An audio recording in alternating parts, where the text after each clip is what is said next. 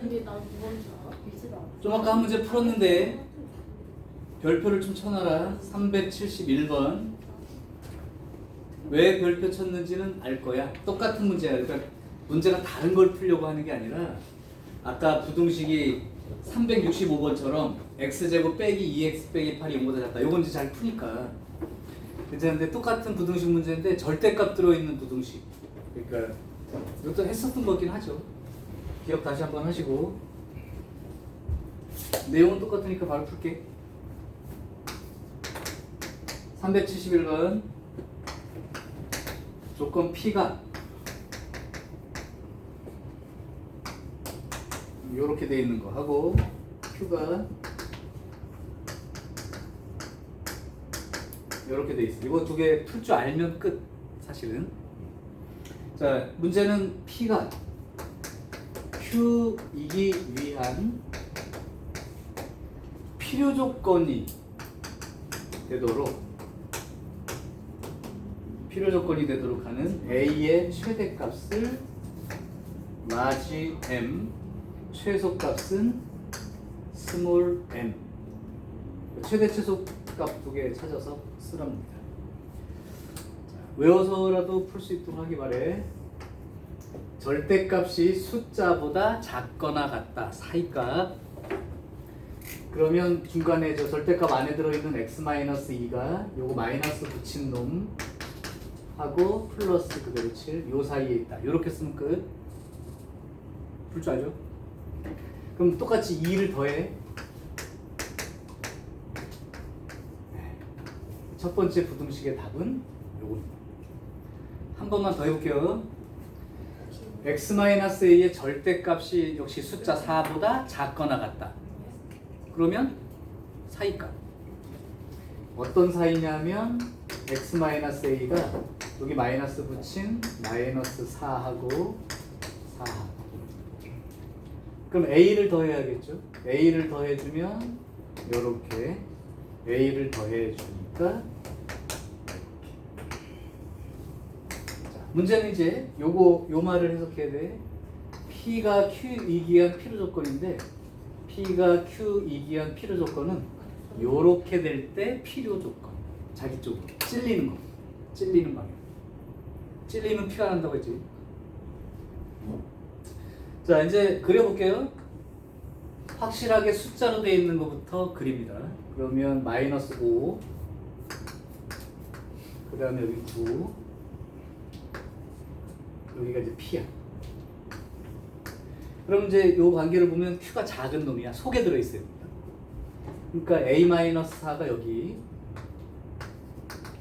A 플러스 4가 여기, 이렇게 있어서 속에 들어있어요. 아유, P. 잠깐만. 이게 P네. P가 더 큰 거. Q가 작은 거. 이렇게. 자, 그리고 이제 아까 했던 그대로. 마이너스 5하고 A-4는 얘가 큰 쪽에 있는데 등호부터 못부터 그 얘기예요. 붙어 못 붙어. 그냥 붙는 거야. 아까 말했던 한 가지 경우만 제외하면. 여기도 A 플러스 4하고 9하고 보면 9가 오른쪽에 있으니까 큰 건데 붙어 못 붙어. 얘는 이쪽으로 보내면 A가 마이너스 1보다 크거나 같다라고 되고요. 얘는 요게 이항하면 5보다 작거나 같죠. 그럼 A는 마이너스 1보다는 크거나 같고. 이제 이걸 보고 대답을 하면 돼. A의 최대값이 얼마야? 5. 제일 큰 거. 5. 그 다음에 A 제일 작은 거. 마이너스 1. 두 개 더하면 얼마냐? 안 그렇습니까? 4. 이 정도 답 쓸 수 있으면 됩니다. 자, 뭐 부등식도 그렇고. 어휴, 문제 엄청 많아. 근데 다 똑같은 얘기들. 자, 풀어보시고. 유형 25. 유형은 바뀌었지만 역시 같은 얘기니까 바로 풀게요.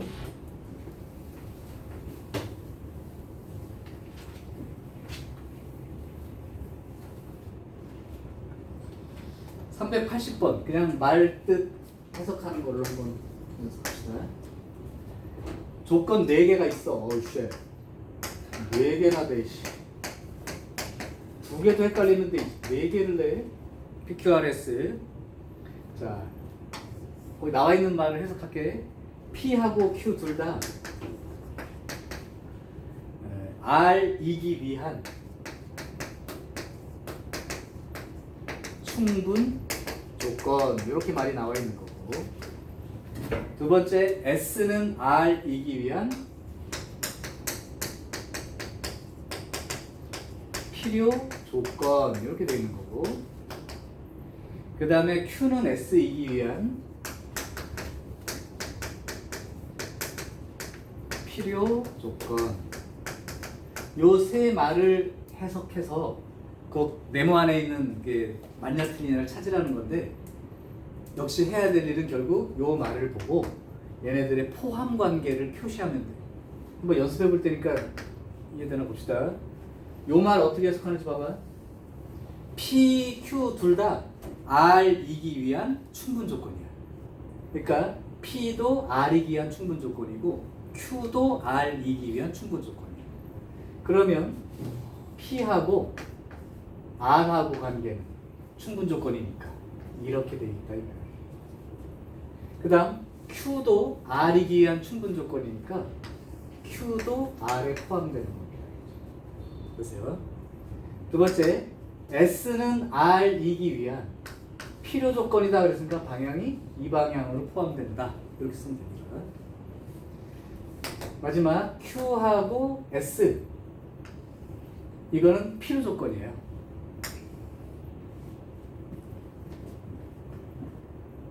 자, 이게 좀 말이 꼬일 거야. 잘 봐봐. 지금 여기가 그 다음에 여기가, 말을 잘 보세요. Q가 R에 들어간대. 근데 R이 S에 들어간대.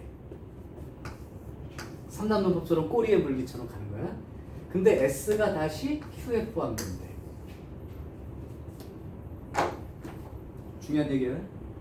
그러면 여기만 쳐다보면 Q가 S에 포함된대. 맞죠? 근데 S가 또 Q에 포함된대. 벌써 많이 본 듯한 느낌? 느낌적인 느낌? 뭐죠? Q가 S에 포함돼. 근데 S가 또 Q에 포함돼. 처음에 집합할 때 이렇게 포함되고 반대로도 포함된다는 건 두 집합이 같은 거. 그치? 같은 거. 그러니까 Q하고 S하고 똑같은 거예요. 근데 Q하고 S하고 똑같다는 얘기를 썼어. 이게 이제 꼬리에 꼬리를 물게 된 거지. 그러니까 만약에 화살표로 연결한다면 Q가 R, R은 S, S는 다시 Q. 이렇게 꼬리에 꼬리를 무는 게 회전이 되는 경우, 이 경우 Q하고 R하고 S하고 전부 다 똑같다는 얘기야. 이런 관계 가끔 이제 보게 될 거야. 이렇게 포함되고 이렇게 포함되는데 반대로 포함되니까 다 똑같다는 얘기입니다. 자, 그러면 Q하고 R하고 같아도 포함 관계 쓸 수 있는 거니까 상관이 없다는 뜻이죠. R하고 S도 같으니까 이렇게 쓸 수 있는 거예요. 자, 그럼 이게 요거 Q하고 R하고 S랑 다 똑같다는 말과 얘만 연결하면요, 요렇게 됩니다. Q하고 R하고 S하고 똑같은데 P가 R에 포함되니까 결국 요렇게 되는 걸 생각하면 된다는 거죠. 요거 놓고 기억 니은 디귿 읽기만 하면 눈으로 보면서도 답을 쓸 수 있을 거야. 그래서 한번 기억 니은 디귿을 왼쪽으로 쓸게. 중요한 부분은 여기입니다. 요 세 개가 요렇게 돼 있을 때 요거가 되는 거고, 이 말이 요거랑 똑같은 건데 요런 경우에 포함관계 성립하는 거, 참인 거는 다 요거를 뜻하는 거예요. 자, 그럼 기억부터 한번 써볼게.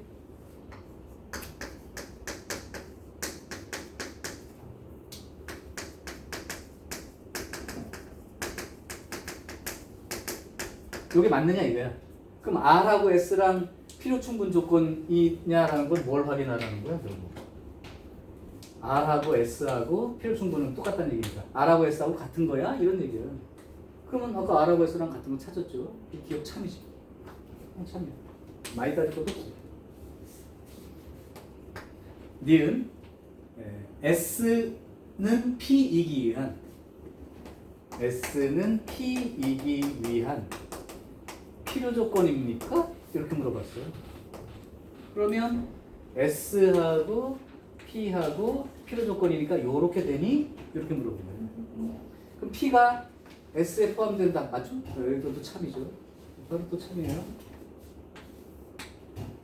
그 다음 디귿 P는 Q이기 위한 충분 조건입니까? P는 Q이기 위한 충분 조건입니까? 그러면 P가 Q이기 위한 충분 조건이 되나요? 이렇게 물어본 거예요. 그럼 P가 Q에 포함된다. 맞죠? 그리고 D부터 참이지. 그래서 380번은 기억, 니은, 디귿 모두 참이야. 그러니까 만약에 회원 같은 경우라면 이렇게 2개만 딸랑 포함관계 묻는 문제 말고 3개나 4개 이상의 포함관계를 한꺼번에 물어볼 수 있어요. 근데 그 해석하는 방법은 동일해. 그냥 그게 여러 개가 있으니까 니네가 조금 조합하는 과정 이렇게. 그게 들어가 있어서 그렇지 그거 이외라면 뭐 이렇게 헷갈릴 것도 없고요. 충분합니다. 이 정도 문제를 따졌을 때 포함관계를 따질 수 있는 사람이면 틀릴 문제 거의 없다고 보시면 돼요. 자, 그 다음에 이제 유형 26은 문장 추론 문제인데 범인 찾기 문제는 지금 빼고 혹시 유형 26 빼버려. 이건 뭐 시험 문제 나오면 해. 자, 이렇게 해서 집합의 그 명제 부분에 해당되는 기본 명제는 이제 끝이 났고요. 이제 어디를 피면 이제 마지막이냐? 75페이지를 잠깐 펴볼까? 무조건 100% 시험 문제가 나오는 곳이 절대부등식이라고 되어 있는데 유형이 몇 개 없어. 7개. 오늘 마지막 시간까지 이 7개에 대한 얘기까지만 진행할 거고요. 마지막에 시간이 조금 남으면 예제별로 내가 하나씩 풀 수 있는 한 문제씩은 풀 수 있는 시간을 좀 가지고 질문을 또 개인적으로 받거나 좀 해볼 텐데 이 절대부등식이 내가 길게 설명하면 2시간 모자르고 짧게 설명하면 1시간도 안 걸려. 무슨 말이냐면 조금 자세하게 이제 정식으로 막 설명하려면 길어져요. 근데 그거를 조금 조절을 할게. 그래서 니네가 여기에 들어있는 내용 중 제일 중요한 건 3가지만 딱 할 수 있게 조금 조절을 할 테니까 잘 들어봐. 이제 지금부터 하는 거는 문제를 푸는 게 아니라 이 절대부등식에 들어있는 내용과 문제 유형을 소개를 좀 해줄 텐데 어떤 식으로 문제 내는지. 자, 일단 지금 뭐 적는 거 하지 말고 캡처해서 보내줄 테니까 일단 설명을 조금 드리려고 해봐. 얘는 조금 먼저 이해가 되면 외울 것들은 그렇게 많지는 않으니까.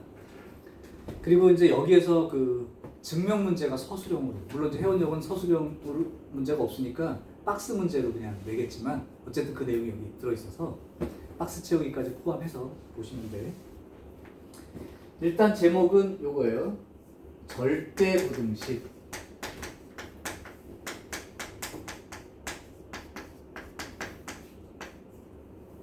선생님이 글씨를 또박또박 쓰기 시작할 때는 잘 정리해서 쓰고 외울 것들을 쓰기 위함이야. 보통 같은 막 휘어려 쓰지만.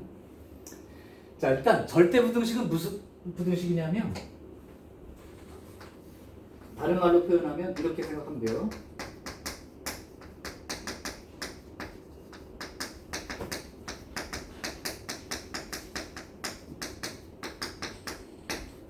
무조건 성립하는 거. 이거는 이미 1학기 중간고사 때 일부 했습니다. 혹시 기억나는 사람 얘기해? 뭐 기억 안 나는 사람 없으면?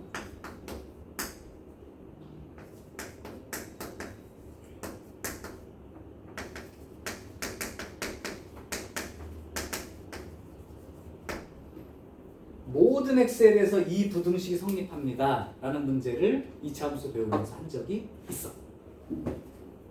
이게 항상 성립하도록 그런 말이니까 저거 얘기해요. 혹시 어떻게 풀었는지 기억나는 사람 있니? 말로 한번 조금 뭐 식을 쓰라는 얘기는 아니더라. 2차 함수와 어울려서 풀었었어. 지금 얘기하면 아 맞아 이렇게 할 텐데 딱 떠올려. 그러니까 무조건 떠올려야 돼. 2학년 3학년 때 가도 이 내용은 언제든 필요하면 써야 돼. 당장 2학년 과목 배울 때 또 나올 거야. 아래로 볼록인 2차 함수야.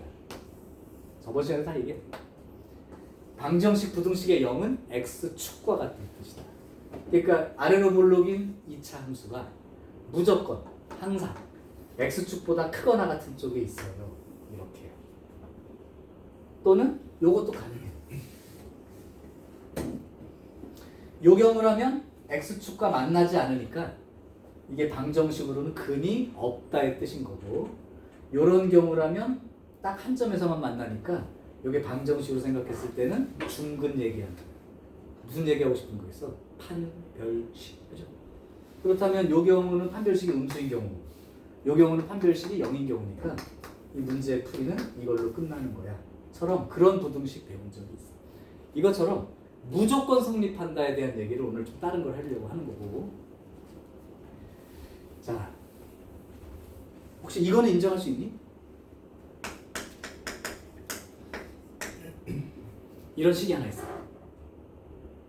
이거 x 값이 뭐가 들어가든지 간에 무조건 0보다 크거나 같다. 이거 참일까요? 거짓일까요?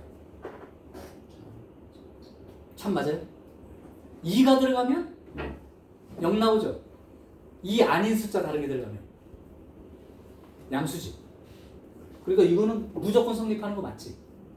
맞아요? 자, 그러면 절대부등식을 소개할 때 첫 번째 주제, 무조건 성립한다를 확실하게 할 수 있는 내용 중 첫 번째, 완전제곱식. 만약에 어떤 식을 완전제곱식으로만 쓸 수 있으면 그거는 무조건 0보다 크거나 같다 이렇게 말할 수 있다. 오케이? 그 증명이라고 하는 박스 채우는 것도 다 완전제곱식을 만드는 과정을 보여주고 있어. 그러니까 완전제곱식 형태는 무조건 0보다 크거나 같다가 판단이 되는 놈이라 무조건 어떻게 된다를 말할 수 있는 놈이야. 오케이.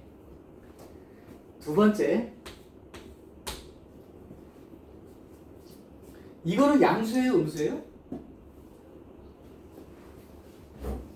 양수죠? 이거는 양수야, 음수야? 음수지? 자, 이건 양수야, 음수야? 양수죠? 이건 양수야, 음수야?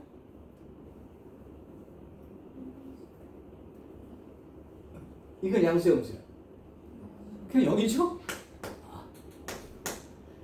그러면 얘는 양수야, 음수야? 양수일 수도 있고 x가 0이라면 0일 수도 있지. 한 가지 확실한 거, 절대값을 붙여놓으면 음수는 없지. 그러니까 절대값은 무조건 0보다 크거나 같다는 말을 쓸 수 있다. 절대값은 무조건 0보다 크거나 하는 말을 쓸 수 있다. 그러니까 지금 무조건 성립한다는 말을 하기 위해서 핵심은 완전제곱식 구조이거나 절대값 들어있는 형태들인 거야. 그러니까 시험 문제도 거기서 출제하는 거야. 자, 그럼 절대값에 대한 이야기를 조금만 더 구체적으로 여기 있는 것만 잘 기억하신다면 문제를 봤을 때 조금 어려워도 이렇게 고치거나 절대값을 이용한 표현으로 쓰면 될 것 같아요. 자, 두 번째, 절대값은 무조건 0보다 크거나 같다. 맞아. 그럼 절대값 A하고 그냥 A하고는 누가 크거나 같을까요? 만약에 A가 양수라면 둘이 똑같지. 절대값 씌우나 그냥이나. 그죠? A가 0이어도 절대값을 씌우거나 그냥 자기 그대로 똑같죠. 근데 A가 음수라면 절대값 씌운 놈이 큰 거지. 셋 다 합쳐보면 어떤 놈하고 절대값을 씌웠을 때 보면 항상 절대값 쪽이 크거나 같은 거죠. A가 음수라면 절대값이 큰 거고 0이나 양수였다면 같은 거니까 어쨌든 무조건 절대값이 자기보다 크거나 같다. 다음 세 번째, 절대값을 제곱한 놈하고 그냥 제곱한 놈하고 누가 클까요? 절대값을 제곱한 거하고 그냥 제곱한 거하고 이거는 무조건 똑같아요? 같죠. 무조건 같습니다. 무조건 같아요. 자, 그러면 니네가 이제 추측해. 만약에 어떤 문제에서 이렇게 나와버렸어. 이게 무슨 뜻인지 한번 생각해 볼 수 있어요? 이걸 만족합니다 라고 써 있어 그냥. 그러면 절대값이랑 자기랑 같구나 이게 아니라 한번 생각을 하라는 거야. A는 0보다 크다. 어이구 너무 멀어서 리모컨. 절대값하고 자기랑 똑같다는 건 아까 요구할 때 내가 설명 좀 했던 거야. 이게 나오면 아 A는 0보다 크거나 같은 숫자구나 라고 판단하고 이제 문제를 시작하는 거예요. 오케이? 자 그러면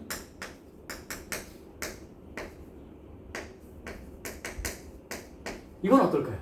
둘이 관계는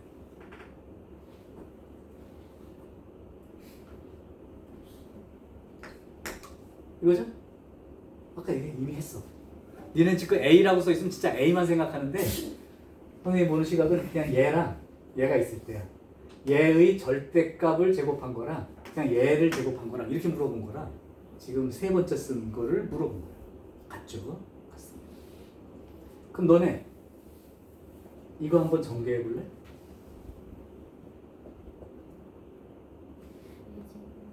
A제곱 플러스 그냥 2AB 플러스 B제곱 이렇게 써버리면 끝나는 거예요. 그냥 제곱한 거랑 똑같다니까. 절대값이 들어있다고 고민하지 마시고 이거 전개하려면 여기에 막 절대값이 있으니까 어떡하지 이게 아니야. 그냥 A 플러스 B 제곱한 거랑 똑같으니까 이렇게 쓰기만 하면 돼요. 오케이. 자, 그럼 요거 한번 전개해 볼래?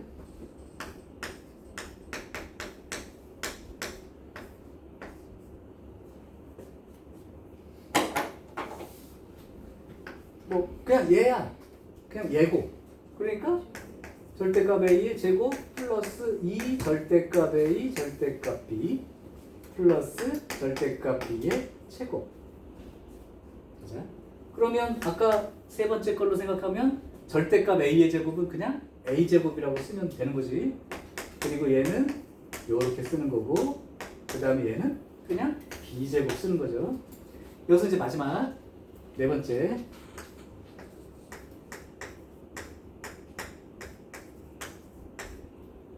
얘는 똑같다.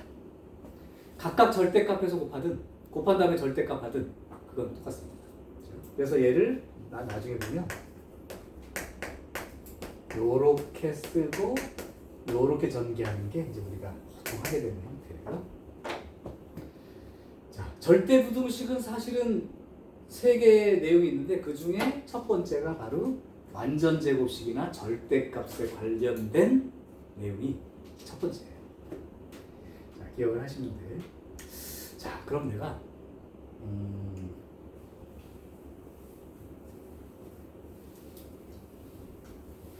가장 대표 증명 문제 하나를 보여줄게. 아, 이건 좀 참고로 하나 좀 필기를 해주고 하자. 이거는 이제 다 알고 있는 내용인데 중학교 때부터 배워가지고 지금 이제 혹시나 정리가 안 돼 있는 사람이 있을까 봐 해줄게요.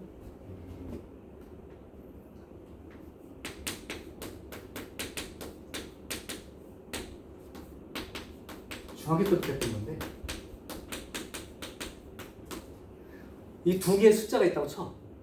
이게 어느 게 큰지 알아보는 방법, 크기 비교하는 방법 혹시 기억하나요? A와 B가 있는데 어느 게 큰지 알아보고 싶어. 그때 하는 방법 아주 일반적인.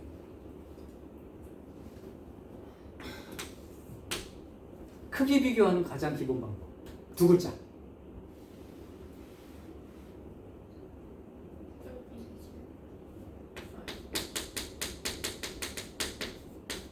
이겁니다. 빼면 돼요. 그게 뭐예요? 이렇게 했죠? 그게 뭐예요? 볼까? A에서 B를 뺐어. 그랬더니 만약에 양수가 나왔어. 누가 큰 거니? 앞에 게 큰 거죠. 그렇게 판단하는 거예요. A에서 B를 뺐어. 그랬더니 답이 0이 나왔어. 그럼 무슨 뜻이죠? 둘이 같은 네, A랑 B랑 똑같다는 뜻인 거죠. 크기 비교를 하는 방법이. 그 다음 A에서 B를 뺐어. 근데 마이너스 음수가 나왔어. 누가 큰 거예요? B가 더 큰 거죠.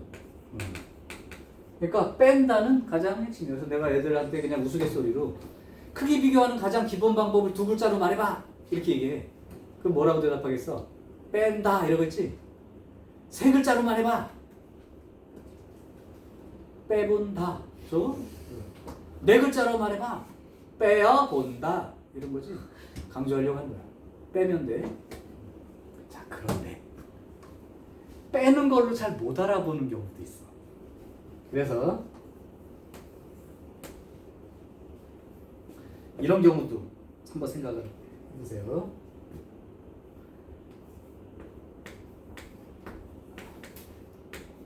둘 다 양수인 경우라면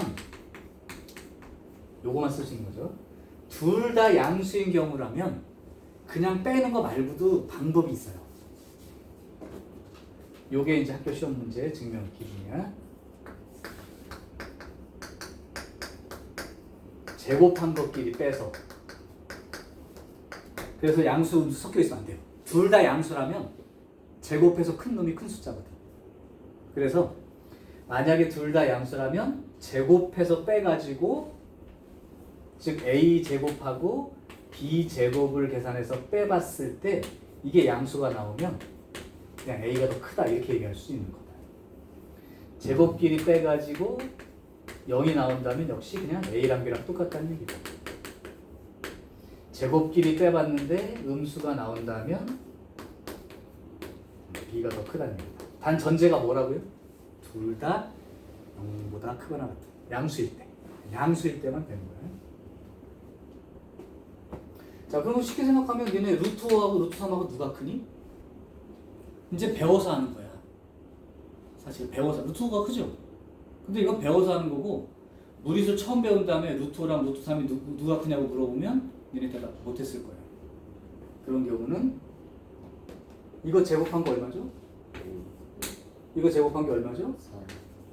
그러면 양수 나오나요? 제곱끼리 빼가지고 이제 이거는 우리가 배운 숫자들이니까 그렇게 보였던 거예요. 어쨌든 요거 중요합니다. 특히나 요 경우가 절대값 관련한 크기 비교 문제는 제곱끼리 왜냐하면 절대값 자체는 무조건 양수 쪽이기 때문에 제곱끼리 빼는 방법을 사용하죠. 자, 그럼 내가 실제로 학교 시험 문제 하나를 소개해 볼 테니까 이 내용을 어떻게 적용해서 증명을 하고 있는지. 박스로, 회원료 같으면 박스로 출제가 되는 거고. 자, 예를 하나 보여줄게요. 예! 자, 문제는 이겁니다. 절대값 A랑 절대값 B를 더한 거는 절대값 A 더하기 B의 절대값보다 무조건 크거나 같음을 증명하시오. 얘가 무조건 얘보다 크거나 같은 걸 증명하시오. 생각해보면 그럴듯해. 각각 절대값한 거랑 더한 거의 절대값 해보면 A, B 둘 다 양수라면 똑같게 되겠고 하나가 양이고 하나가 음이면 이게 작겠죠. 상쇄돼가지고.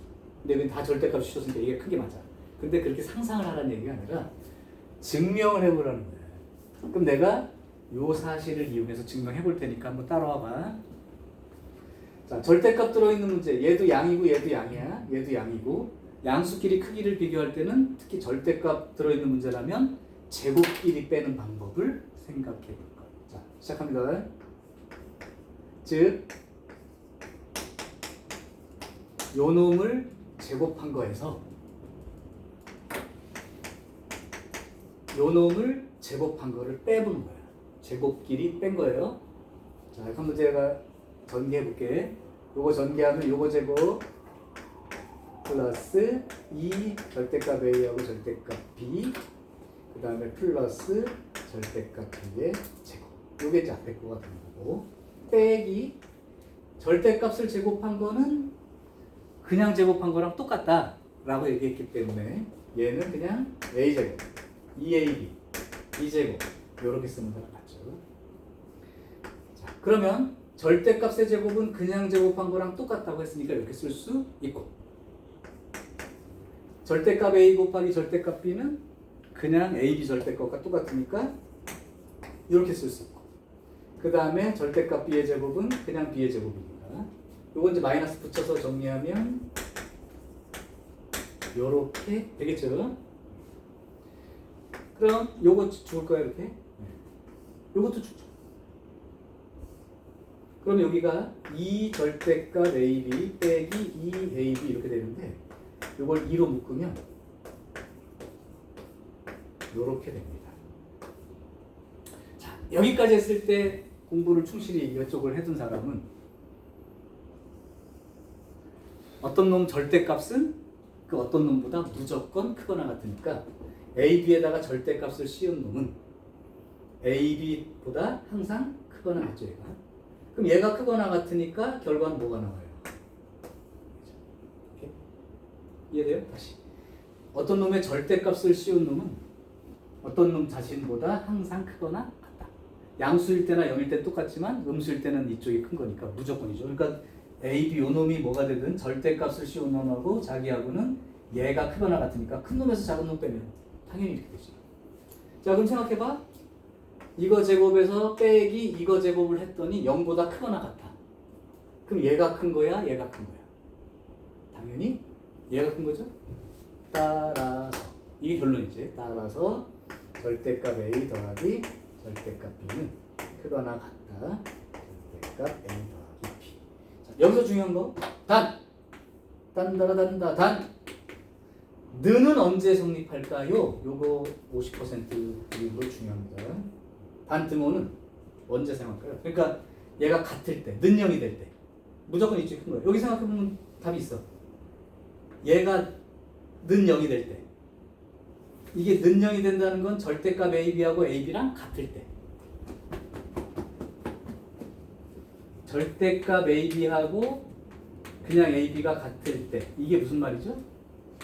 AB가 둘 다, 그러니까 이게 0이거나 양수일 때죠.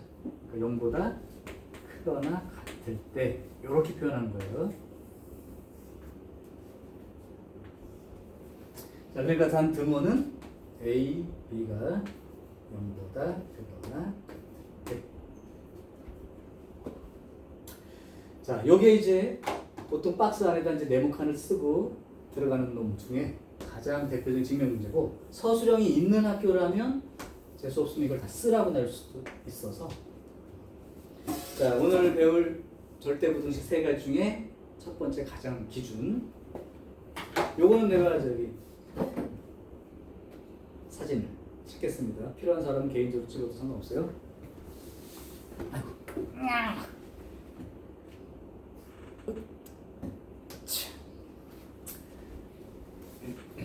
자, 지금 이제 요 얘기가 유형 1번, 유형 2번 이렇게 두 개에 대한 이제 풀이 방법의 근거예요. 잘 생각해 보면 내용 많지 않아? 무조건 된다라고 말할 수 있는 거의 핵심 두 가지. 완전 제곱식이면 무조건 0보다 크거나 같다. 절대값이라면 무조건 0보다 크거나 같다. 그리고 절대값에서 증명해서 필요한 네 가지 사실. 여기 있는 사실을 증명해서 이거 증명한 거지. 됐어요? 오케이. 자, 이제 두 번째 주제를 소개할게. 이거 지울게. 지금부터 하는 거는 그 학교 시험 문제 출제 비중이 얘에 비해서도 훨씬 더 높아요. 그 명제까지만 들어가는 학교들은 딱 여기까지 내는 거야. 지금 하는 것까지.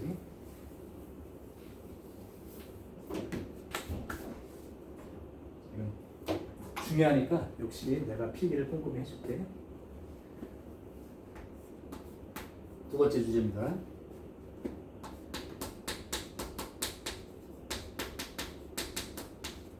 어디선가 들어본 사람도 있을 수 있어요.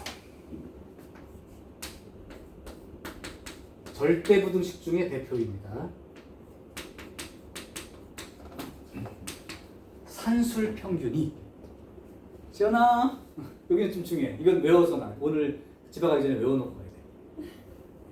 그냥 무조건 나기 때문에. 산술평균이, 이건 고3 때까지 써야 돼서 그래. 산술평균이 기하평균보다 크거나 같다 라는 이 내용이 실제로 만약에 절대부등식에서 한 문제만 내 선생님 보고 그러면 여기서 낼 수밖에 없어. 요걸로 내는 거야. 아까 절대값 그거보다 한 문제만 내야 돼. 절대부등식. 그럼 이거야. 자, 요거에 대한 얘기가 두 번째 주제야. 그러면 이제 좀 모르는 용어가 있으니까 설명할게요. 뭐 들어본 적 있는 사람? 이 말. 있어요? 처음이야? 좀 들어봐. 산술평균은 뭐냐면 그러니까 지금 둘 다 평균 내는 방법인데 평균 내는 방법이 사실은 한 가지가 아니야.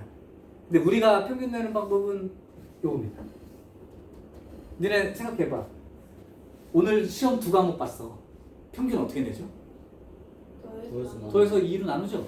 그렇게 평균 내는 방법을 산술평균이라고 해요. 이게 더해서 2로 나누는 거죠. 그러니까 더해서 2로 나누는 방법. 이게 이제 산술평균이에요. 근데 이제 이거 말고 용도에 따라서 우린 잘 안 쓰지만 뭐 이제 공학자들이나 이런 사람들은 또 용도에 따라서 평균 방법을 다른 걸 쓸 때도 있는데 요 평균 방법은 뭐냐면 두 숫자 나온 걸 곱한 다음에 루트를 씌우는 것도 평균 내는 방법 중에 하나입니다. 그러니까 얘 기하평균이라는 건 두 수를 곱해서 루트를 씌우는 거예요. 이것도 평균 내는 방법 중에 하나예요. 예를 들어 볼게. 만약에 내가 첫날 시험 봤는데 국어 80점이었고 수학도 80점이었어. 그럼 산술 평균을 한번 내볼까요? 그러면 80하고 80을 더해서 2로 나누는 거죠? 그럼 평균 몇 점이에요? 8점이죠. 그럼 기하 평균으로 내볼까요? 80점하고 80점을 곱해서 루트를 씌우는 거예요. 그럼 몇 점이죠? 80점이죠? 같을 수 있다. 언제 같으냐면 사실 결론부터 얘기할게요. 언제 같으냐면 이 두 점수가 똑같으면 산술평균으로 내나 기하평균으로 평균을 내나 같습니다. 그런데 그렇지 않은 이 두 숫자가 다른 경우들이라면 무조건 산술평균으로 평균을 낸 게 큽니다. 그러니까 오늘 외워야 될 첫 번째 식 산술평균은 기하평균보다 무조건 항상 무조건 크거나 같다. 단 얘한테는 조건이 있어. 둘 다 양수일 때만 사용할 수 있는 내용이에요.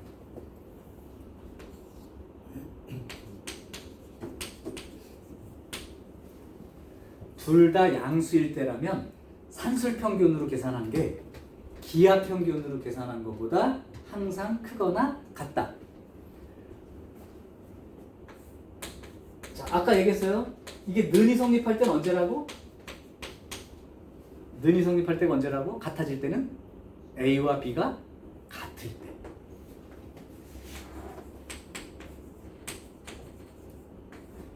요게 바로 산술평균 기하평균. 외울 거예요. 근데 공부를 조금 더 치밀하게 하는 사람들, 내가 이제 추천하기로 하는 사람들은 이것만 기억하지 않아. 요것만 기억하는 사람은 30%밖에 공부 안 한 거야. 그럼 잘 공부하는 사람은 어떤 거냐? 둘 다 양수일 때 쓸 수 있다는 것도 기억이 되는 거고 요 관계가 성립하는 것도 기억을 하고 있는 거고 언제 는이 성립하는지까지 똑같은 비중으로 다 기억하는 게 잘하는 거예요. 그러니까 이 산술평균, 기하평균 관계를 쓸 때는 이 식만 기억하지 마시고 언제 같은 건지 양수라는 말이 있을 때만 사용한다는 거를 같이 기억을 해 두셔야 돼요. 오케이. 자, 그러면 처음이니까 증명을 해줄게요. 단 여러분들은 요식 있지, 요식. 실전에서 요식 쓸 때 요 형태에다 쓰지 마시고 양변에 2를 곱해서 양수인 숫자 두 개를 더하면 2를 곱해서 2 루트 AB 여기다가 대입해서 써버릇하시면 된다. 실제로는 이 숫자 두 개만 주어지기 때문에 이렇게 써놓고 양변에 2를 곱하지 마시고 처음부터 양수 두 개 더하면요 크거나 같고 2 곱하기 루트 곱한 거 이렇게 요걸로 실제로 써주기 바랍니다. 처음이니까 증명할게. 증명은 못 외워도 관계없는데 아 그렇구나를 이해하는 데 도움이 되니까. 자 증명해 줄게요. A도 양수고 B도 양수입니다. 이때 이 둘이 크기 비교하는 거예요. 크기 비교의 기본 방법은 뺀다. 즉 2분의 A 더하기 B에서 루트 AB를 빼준 걸로 계산하겠습니다. 그럼 통분해 버리면 2분의 A 더하기 B 빼기 통분했으니까 2 루트 AB 이렇게 쓸 수 있죠. 그럼 A하고 B가 둘 다 양수이므로 둘 다 양수니까 이 A라는 놈은 루트 A를 제곱한 거랑 같은 거죠. 양수는 루트 A가 양수면 루트 A 제곱하면 A 되잖아. 플러스 B는 루트 B를 제곱한 거랑 같은 거죠. 빼기 2 양수라면 루트 AB가 루트 A랑 루트 B 이렇게 곱한 거랑 같죠. 그럼 마치 여기가 루트 A랑 루트 B를 기준으로 보면 A제곱 빼기 2AB 플러스 B제곱 이렇게 써있는 거랑 똑같은 거야. 그럼 너네 한번 생각해봐. A제곱 마이너스 2AB 플러스 B제곱 이거 뭐랑 똑같은 거죠? A제곱 마이너스 2AB 플러스 B제곱 A 마이너스 B의 제곱과 똑같지.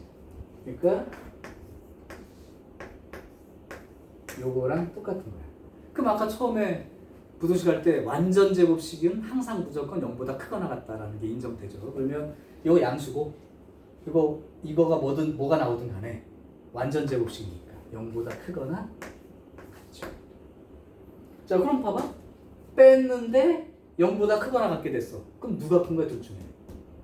얘가 더 크거나 같은 거지. 따라서 이거는 무조건 성립하는 거 맞아.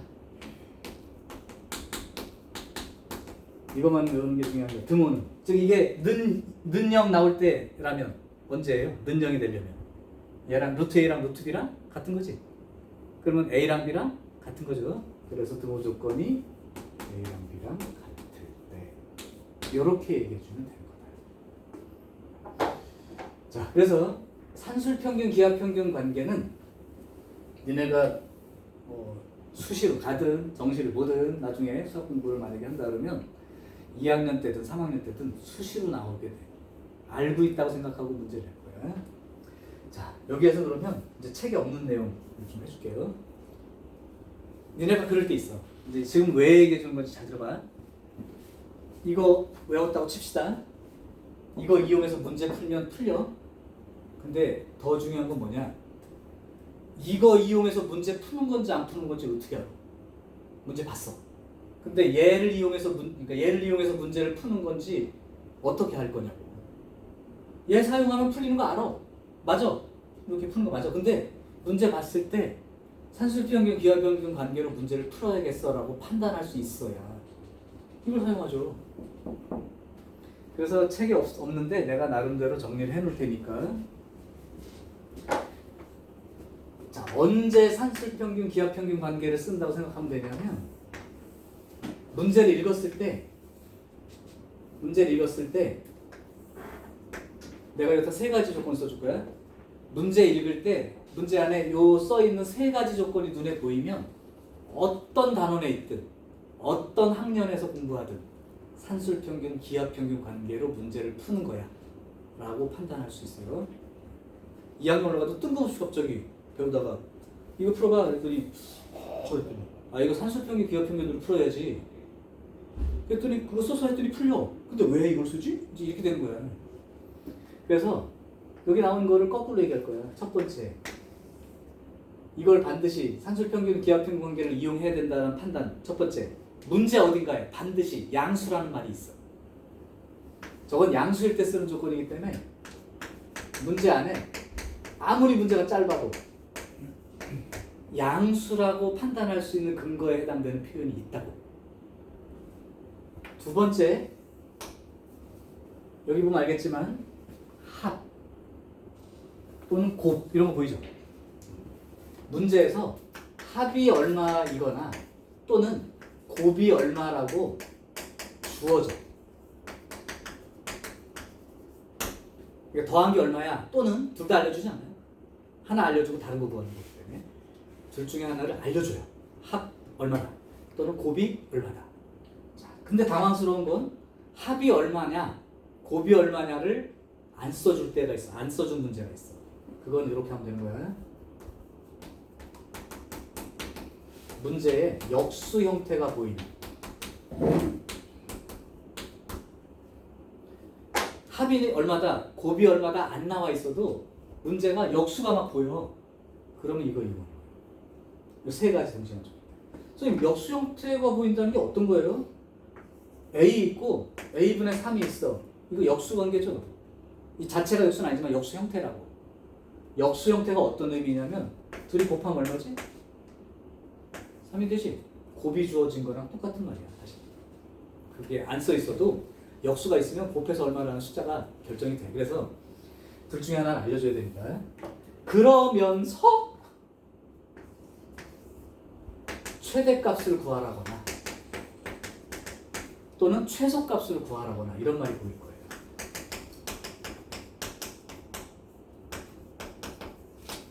자, 요약하면 이렇습니다. 내가 이 문제를 처음 봤는데 양수라는 말 들어있고 합이 얼마 또는 곱이 얼마라는 말도 있으면서 문제가 최대값, 최소값 구하는 문제라면 어느 수학에서 어느 학년에 있는 문제를 만나도 이 조건으로 문제를 풀라는 얘기예요. 그래서 잘하는 사람들은 이것도 중요한데 언제 써먹어야 되는지도 정확히 기억을 하고 있다. 그래서 보면 이거 산술 변경 기억 변경 쓰면 되겠네 하고 바로 푸는데 그냥 요거만 딱 공부한 사람은 이건 아는데 이게 문제가 이거 써서 푸는 문제인지 아닌지 모르니까 못하고 있단 말이에요. 그 차이가. 그러니까 요거 아는 건 중요한 사실, 등호 조건까지 포함해서.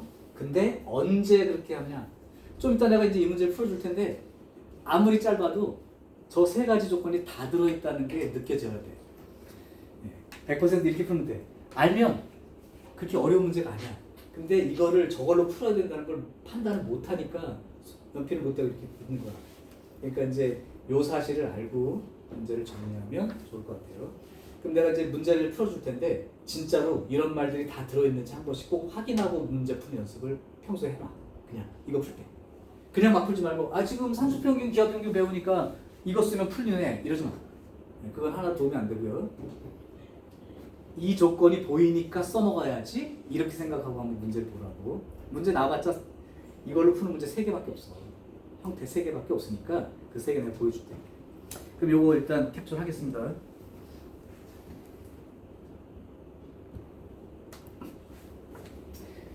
자, 근데 이제 처음 배운 거라 까먹을 테니까 이 증명은 내가 지워버리고 요걸 살려둔 채로 문제를 한번 해볼게. 같이 한번 봐봐. 유형 3번 보세요.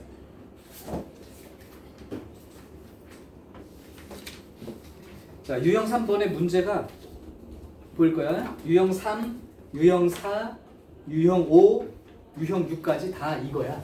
그러니까 이 문제가 주야. 마지막 할 거죠. 무슨 코시 슈가르츠 부등식이라는 건 또 따로 있고. 자, 그럼 한번 풀어볼게요. 첫 번째 문제, 유형 3번에서 419번. 두 양수 xy에 대하여 첫 번째 문제, x 더하기 y는 4일 때 xy의 최대값을 구하시오. 그냥 두 문제 푼다고 생각할게요. 문제가 딱 이렇게 짧아. 두 양수 xy가 돼서 x 더하기 y가 4일 때 x 곱하기 y의 최대값을 구하시오. 물론 노골적이긴 하지만 양수란 말이 있어 없어? 있어요. 있죠? 보이죠? 합이나 곱이 얼마라고 나와 있니 안 나와 있니? 있죠? 그러면서 구하고 싶은 게 최대값 최소값 문제 맞지? 이거 산술평균, 기하평균. 그러니까 양수라고 했으니까 결국은 우리가 이거 외워서 쓰면 되는 거야 이제. x하고 y를 더한 거는 크거나 같다 2 루트 곱한 거 이렇게 되는 거예요 그냥. 자, 근데 xy 더한 게 얼마라고 알려줬어? 4라고 알려줬으니까 이렇게 되는 거죠. 2로 나눌게. 양변 제곱합니다. 그러니까 xy는 4보다 작거나 같죠. 그럼 xy의 최대값 얼마? 4. 그럼 끝난 거야 이대로. 계산은 뭐 전혀 어려울 게 없어요. 근데 문제는 이렇게 해서 풀어서 답이 최대값 4 나왔어요. 대답한 걸 너무 자랑스럽게 생각하지 말고 처음에 문제 읽을 때 양수란 말이 있는데 합이 주어져 있고 최대값 구한 문제네. 아, 산술평균 기하평균 쓰란 얘기구나. 이렇게 눈치를 채는 거. 자, 하나만 더 볼게요.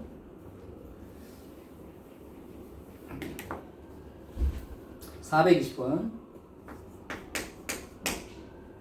양수 A에 대하여 4A 더하기 A분의 1의 최소값은 그랬습니다. 야, 이거 뭐 문제라고 할 것도 없이 짧아요. 그러나 문제 풀기 전에 뭐부터 챙기는지 보세요.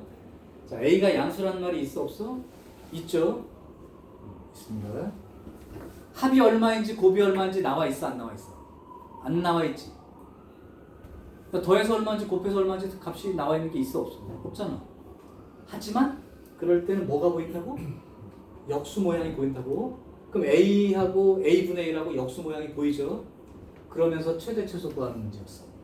아, 이거 산술평균? 기하평균 쓰면 되겠네. 자, 그럼 그대로 얘가 하나의 양수고 A고 얘가 B라고 생각하면 됩니다. 그러면 결국 4A 더하기 A분의 1 A 더하기 B가 크거나 같다.